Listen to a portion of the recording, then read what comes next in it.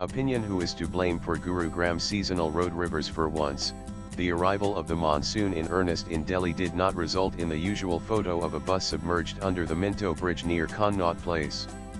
Instead, there were videos galore of the grand roads of Millennium City turning into raging rivers.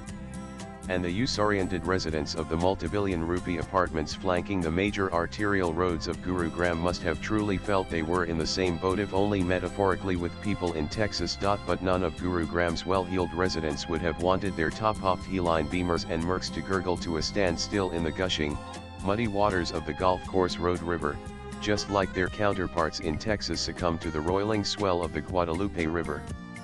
The difference, of course, is that Guadalupe is actually a seasonal river, while the golf course road has no business turning into one every time there is a serious monsoon downpour. Opprobrium is being heaped mainly and predictably on the municipal authorities of Haryana's most glamorous conurbation. Justifiably too, as civic amenities are definitely the responsibility of the municipal corporations and the politicians and bureaucrats who run them. If the drainage is woefully inadequate to deal with a proper heavy monsoon downpour, if there are no quick resolutions to flooded roads, basements, and ground floor flats, they certainly must be taken to task. They are, after all, the ones who decide what infrastructure is needed, commission surveys, agree on where to put roads, flyovers, drainage, water pipes, electricity supplies, parking, and other aspects of a city's life. If any of these fall short of expectations, either in design or function, they are to blame. But no one is ever proceeded against, say, for flooded roads. The government does not compensate for the millions of rupees worth of private possessions ruined by floodwaters. The fact that no official or Nita will be pulled up or punished for civic woes is well known in India. The public does not really demand it either. The culprits probably bank on the fatalism of Indians. We tend to put up with just about everything if we think there is no real chance of retribution for those responsible. So problems are never solved. Every can is just kicked further down the road by way of slipshod repair works and upgrades, once the hue and cry dies down. However, what about the well-heeled people who have deliberately chosen to live in places like Gurugram, paying hefty premiums for properties clad in machine-cut remnants of countless marble mountains from here to Turkey, Italy, and beyond, and kit out in the best accessories? They buy a lifestyle, but why does public infrastructure not matter to them when forking out crores? Surely, they should ensure there are proper civic amenities before agreeing to move there. One of the most amazing aspects of the ancient cities of the Sindhu-Sarasvati civilization was their attention to civic infrastructure. Adequate provisions were made for water and sanitation, two of the major prerequisites of urban life. Arguably, civic authorities had a lighter load 4,000 years ago, as they did not have to provide electricity, metalled roads, and other modern infrastructure, but whatever was expected of them by the ancient Indians, they certainly did fulfill. They did it so well that their handiwork survived till now, albeit buried underground and unused for millennia. But there is no doubt about the quality of their work and attention to detail. The archaeological excavations of settlements dating centuries after the Sindhu-Sarasvati civilization also reveal a similar emphasis on orderly civic infrastructure.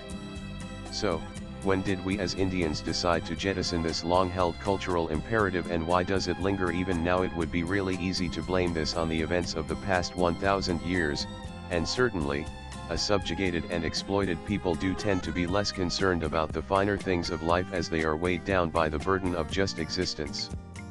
But India regained her independence over 75 years ago. Although that is not a very long time when compared to the antiquity of this land, it should have been enough to rekindle our traditional affinity for appropriate urban infrastructure. The world has become infinitely smaller due to technology, and more Indians are aware of the civic standards that can be achieved. Yet Indians still have not been able to force the authorities to deliver similar levels of amenities here. India, of course, has many other issues that urgently need government attention and funds, but infrastructure is the basic requisite for every other kind of advancement. Ignoring that crucial aspect undermines the entire purpose of development. It is not that developed nations never grapple with infrastructure glitches. The West's apparent inability to handle extreme weather events despite having the best advance warning systems, leading to catastrophic breakdowns in basic infrastructure, is apparent to all those who watch news videos. Torrential rain caused deadly floods in Texas, USA, much like what Indians expect to happen in Bihar every monsoon. Like rainwater accumulating under the Minto Bridge too. The difference is that people expect more from the civic bodies in the US, and there is also more accountability, with elections held at every level from the House of Representatives in Washington, D.C. to local mayors, municipal, and school boards every 2 years. That leaves very little ground for shoddy work or repeatedly unresponsive representatives.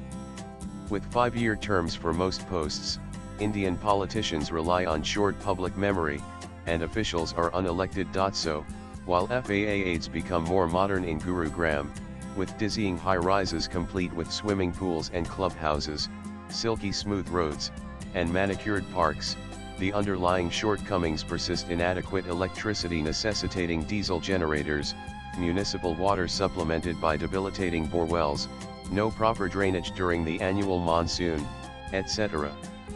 And it is not the fault of any one government. The problem is attitudinal and endemic. Swipe left for next video. That the Minto Bridge has been able to stave off its annual inundation, at least so far in this monsoon season, proves that change is possible and infrastructure can be upgraded if there is political will and proper action by city administrators. Roads need not turn into rivers in Gurugram if there are concerted initiatives in advance. It is too late to do anything much for this year's monsoon.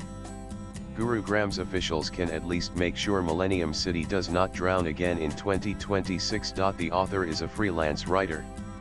Views expressed in the above piece are personal and solely those of the author. They do not necessarily reflect News 18's views. Latest blogs.